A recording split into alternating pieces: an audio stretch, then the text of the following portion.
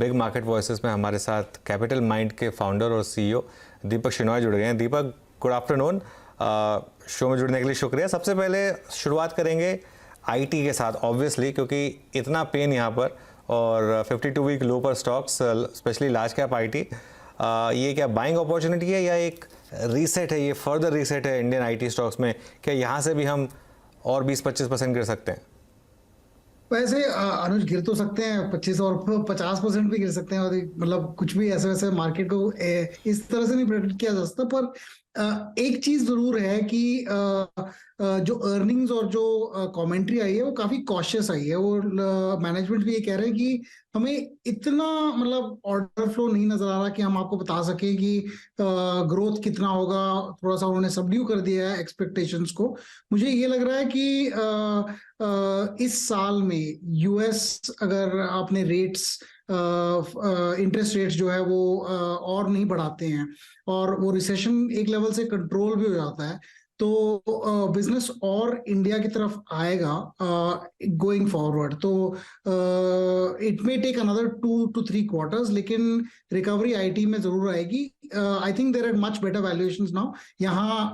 यहाँ से और अगर 10-20% और भी गिर जाता है तो वैल्यूएशंस और भी बेटर हो जाती हैं। पर आई थिंक यहाँ पे लार्ज कैप आईटी का ज्यादा फायदा है। उनके बैलेंस शीट्स बहुत बड़े हैं, स्ट्रॉन्गर हैं, और वो एक्वायर भी कर सकती हैं छोटे आईटी कंपनीज को अगर उनकी वैल्यूएशंस और कम हो जाए तो I think that is the opportunity.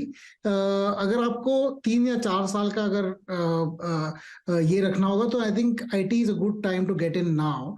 लेकिन आई डोंट थिंक ये कह सकता हूँ कि ये बॉटम है। और बैड न्यूज और रिजल्ट्स भी और आएंगे, तो आई थिंक बैड न्यूज और आने को है आगे। और इवन मिड कैप आईटी में भी सेम भी होगा क्या दीपक? क्या मिड कैप आईटी में भी और डी रेटिंग बाकी है यहाँ पर? बिल्कुल। इनफैक्ट उनके जो पी रेशियोज थे मिड कैप आईटी के, वो काफी ज्यादा थे लार्ज कैप आईटी से। अगर आप HCL की देखें या फिर TCS की देखें, 19 से 25-26 के करीब हैं उनके जो पी रेशियोज हैं। वर्सेस अगर आप मिड कैप आईटी के देखें, कुछ कुछ स्टॉक्स तो 35-36 पे भी हैं। तो एक तो उनका वैल्यूएशन ज्यादा है, और फिर उनके बैलेंस शीट्स उतने डाइवर्सिफाइड नहीं है उनका जो बिजनेस है, और उनके बैलेंस शीट्स भी छोटे हैं, तो उनका the ability to acquire also becomes lesser. तो इस वजह से आई थिंक उनमें करेक्शन और ज्यादा आ सकता है अगर कमेंट्री बुरी हो, स्पेसिफिकली जिसमें क्लाइंट कंसंट्रेशन ज्यादा हो। कुछ ऐसे आईटी कंपनीज हैं जिनमें काफी 10-15% कंसंट्रेशन है टॉप 2-3 कस्टमर्स में। तो वहां पे I think surprises, negative surprises आ सकते हैं। तो I think mid cap IT में करेक्शन और आ सकता है। लार्ज कैप में I think will be stable. Okay, तो लार्ज कैप शायद स्टेबल रह सकता है, मिड कैप की सिचुएशन वर्सन हो सकती है। दीपक, आफ्टरनून। अब एक तो टेक्नोलॉजी जिसके नंबर्स इन्फी और TCS से थोड़ा सा इंडिकेशन मिल गया है कि क्या हो सकता है बाकी सेक्टर का, लेकिन बैंकों में इस वीकेंड पे ICICI बैंक के नंबर्स आएंगे।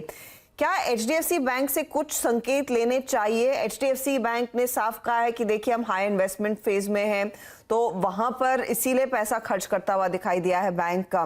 तो numbers on an average okay थे, nothing outstanding.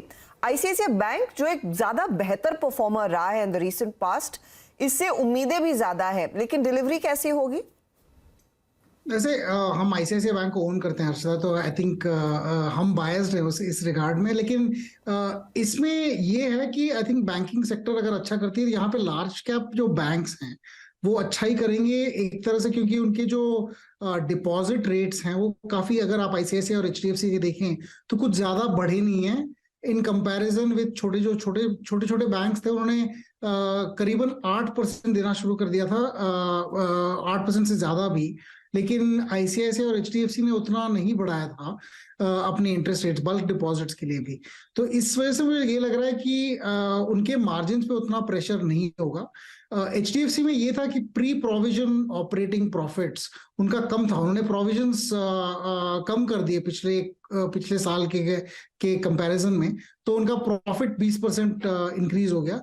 I think ICICI may not need to do that. उनका प्री प्रोविजन प्रॉफिट एक्चुअली काफी 18-20% पे ही ग्रो होगा। पर देखेंगे अभी 2 दिन और में पता चल जाएगा कहाँ पे है। लेकिन ऐसा लग रहा है कि आईसीआईसीआई बैंक के जो इनिशिएटिव्स हैं आजकल, उन्होंने डिजिटल लोन्स और digital UPI based loans also उन्होंने स्टार्ट कर दिए। वो पहले बैंक हैं जिन्होंने रिस्पॉन्ड किया है जो नए यूपीआई का जो रेगुलेशन आया था क्रेडिट के साथ। तो काफी टेक्नोलॉजी में भी काफी अहेड हो गया है। आई थिंक उनके रिजल्ट्स और अग्रेसिव होने चाहिए और उनकी कमेंट्री भी और अग्रेसिव होनी चाहिए। 2 दिन में पता लग जाएगा, लेकिन आई एम वेरी पॉजिटिव। तो उम्मीद